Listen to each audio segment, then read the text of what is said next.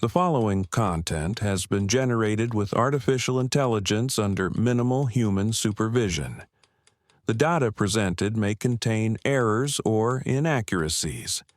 The opinions expressed in this content do not necessarily reflect the vision, position, or values of Digi-all. We recommend verifying critical information with additional sources before making decisions based on this content.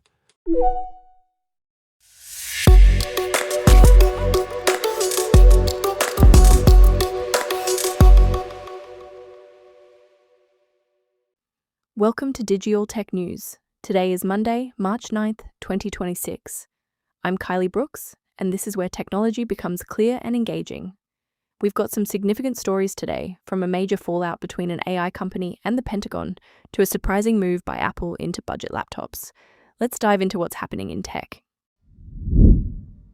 The Pentagon designates Anthropic as a supply chain risk after the AI company refused unlimited military use of its technology, collapsing a $200 million contract and raising serious questions about AI ethics in defense.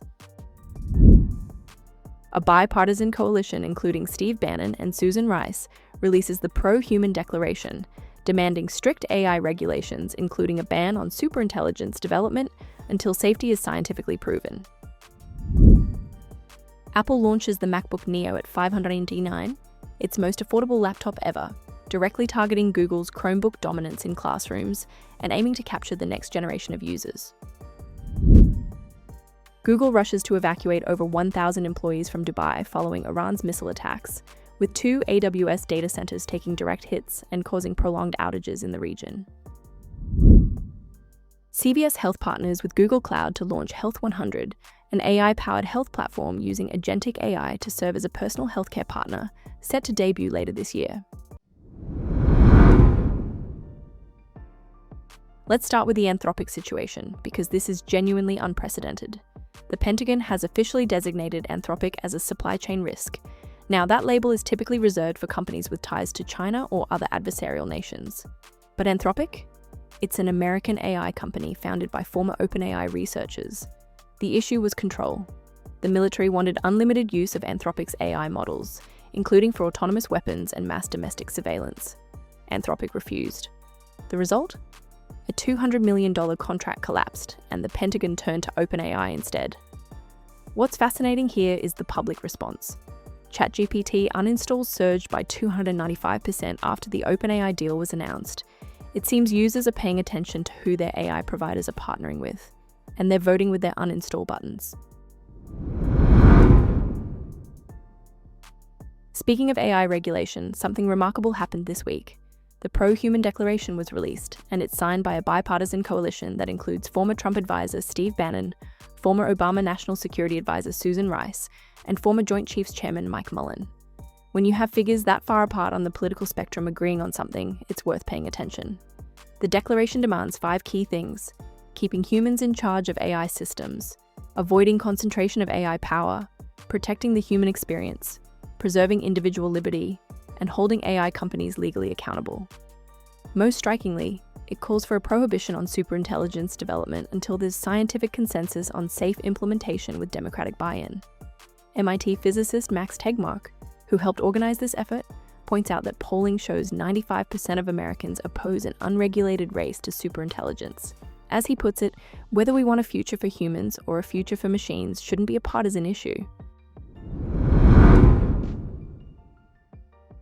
In a completely different corner of tech, Apple made a move that honestly surprised me. They've launched the MacBook Neo at $599, or $499 for students. That's their most affordable laptop ever. Bloomberg's calling it the Robin Hood of computers, and I can see why. For years, Chromebooks have dominated classrooms worldwide because they're cheap and good enough for basic tasks. Apple has essentially decided it wants a piece of that market. The MacBook Neo comes in 4 colors, which is a nice touch, and it's clearly designed to get Apple products into students' hands early.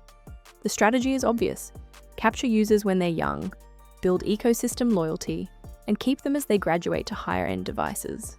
It's a long game, but it's smart. And for families who've wanted a Mac but couldn't justify the price, this changes the equation. The situation in Dubai last week was a stark reminder of how geopolitical events can disrupt tech operations overnight.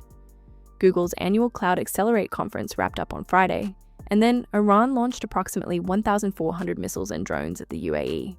Over 1,000 Google employees and their families found themselves stranded as airspace closed. Google has managed to get most people out through a combination of limited flights, overland routes to Oman, and private planes. But here's what concerns me from a tech infrastructure perspective. 2 Amazon Web Services data centers took direct hits. We're talking about prolonged outages affecting cloud services.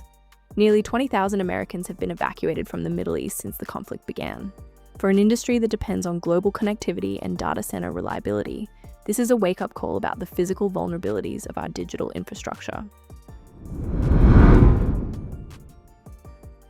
Finally, let's talk about healthcare and AI.